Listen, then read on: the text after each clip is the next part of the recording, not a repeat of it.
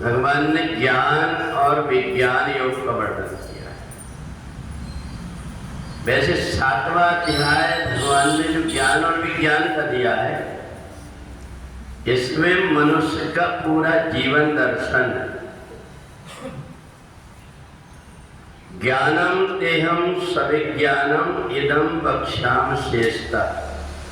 भगवान कहते हैं मैं विज्ञान सहित जो तुम्हें ज्ञान दे रहा हूं, जिसे जान करके फिर संसार में कुछ जानना बाकी नहीं रह पाए। भगवान ने इसमें ज्ञान के साथ में विज्ञान बताया कि जहां हम बैठे हुए हैं, हमको जो कुछ भी सामग्री दिख रही, इसके अलावा और भी बहुत से जीव जंतु यहाँ पर घूम रहे हैं।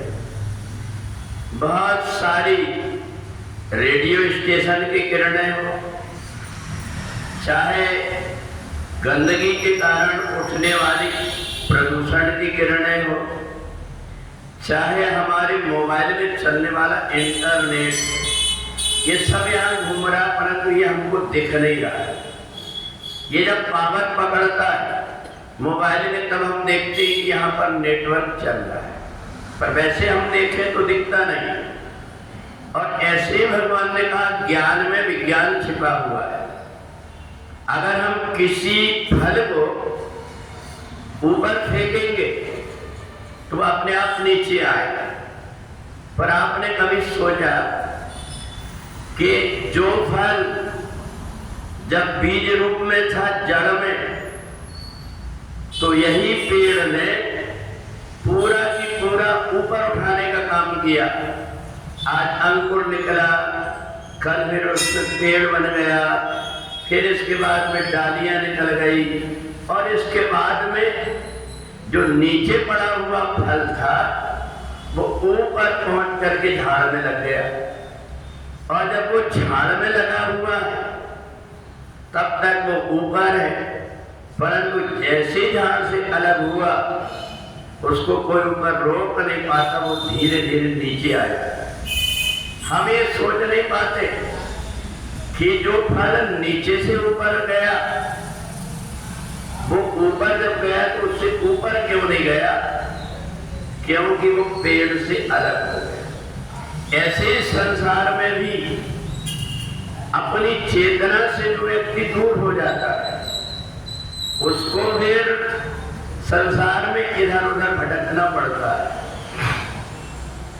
एक गुंडी है, उसमें छेद हो, उसमें पानी हम भरे, धीरे धीरे करके एक बूंद करके पूरा पानी बह जाएगा, क्योंकि वो पानी बाहर से आया हुआ था और छेद वाली गुंडी थी।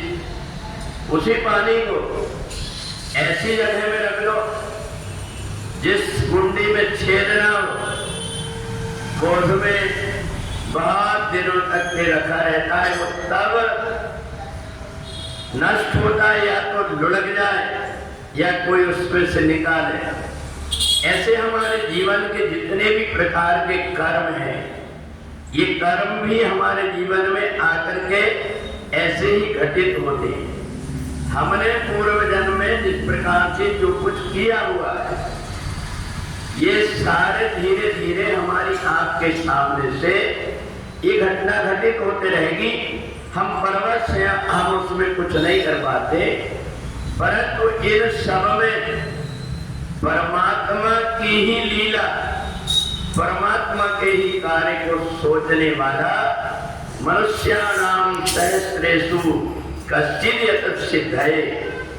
हजारों में कोई एक होगा जो कुछ भी घटना घट रही है, साक्षी मात्र बन करके वो देखते रहता है, ये ऐसा क्यों हुआ, वैसा क्यों हुआ, क्योंकि उसको विज्ञान का पता नहीं कि उसके साथ में कितने प्रकार के कर्म बंधे हुए हैं।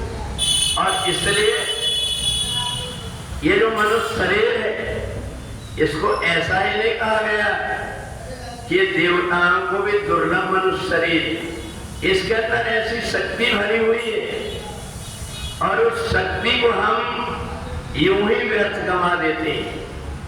हमने कभी अंदर अपने आप झांक करके देखा कि इस शरीर के अंदर जो जीवात्मा है, ये जो चेतना है, ये किस रूप में काम करती है।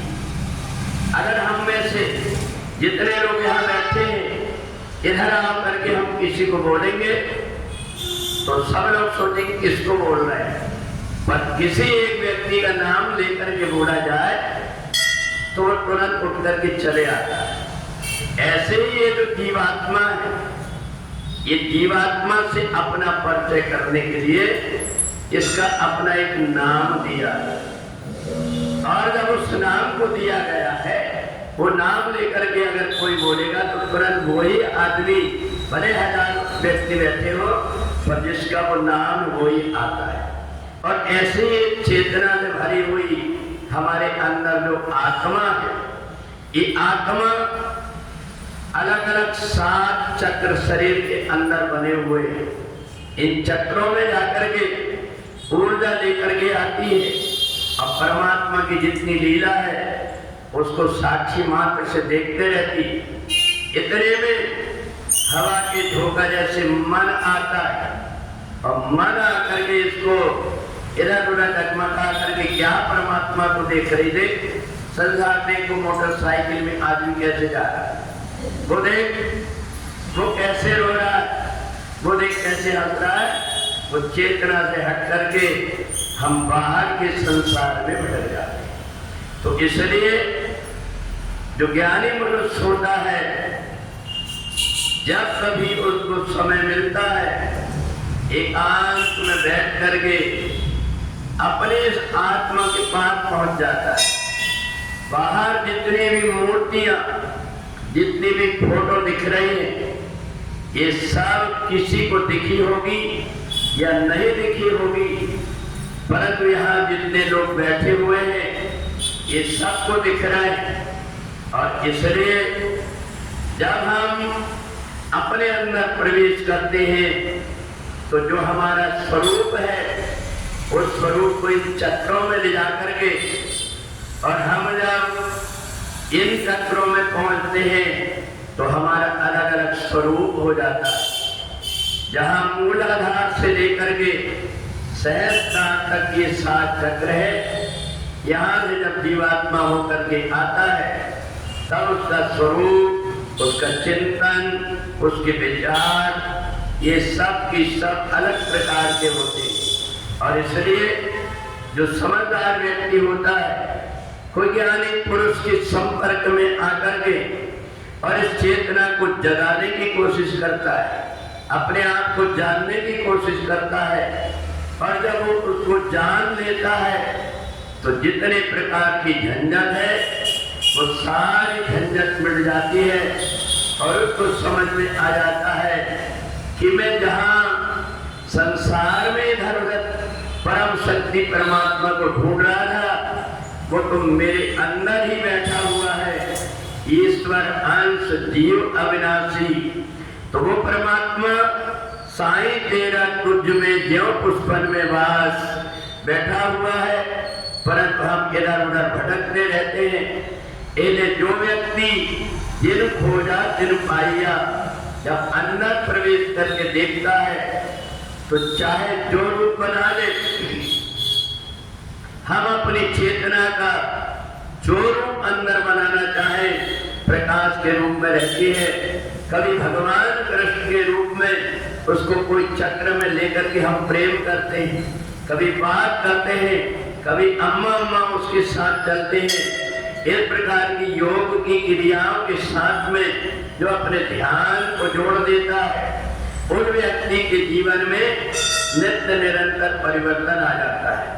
जो ये नहीं कर पाता, उनके लिए परमात्मा ने सत्पुरुषों को भेजा हुआ है, जो सबसे पहले तुम्हारे अंदर के जितने विकार हैं, जितना कचरा भरा हुआ है, उस कचरा को जब उखाड़ते हैं तो तकलीफ तो तुम्हें होती है कि हमारे साथ में ऐसा कठोर व्यवहार क्यों, परंतु जब जमीन साफ हो जाती है, वो महापुरुष उसमें चेतना रूपी बीज बो करके और आपका आत्म कल्याण कर देते हैं। परंतु फिर भी ये जो कर्म है, ये कर्म आकर के कोई न कोई प्रकार से ऐसे पुरुष से दूर हो जाते हैं ताकि कचरा पनपता रहे और जन्म और मरण में ये जीवात्मा भटकता रहे। तो इसलिए ज्ञान विज्ञान योग में भगवान ने पूरे जीवन का, पूरे शरीर का, आत्मा का दर्शन कराया है। एक एक चीजों को जो समझ करके और इसका अभ्यास करने लगता है उसका ये आवागमन का बंधन मिट जाता है। बोले वृंदावन बिहारी लाल की।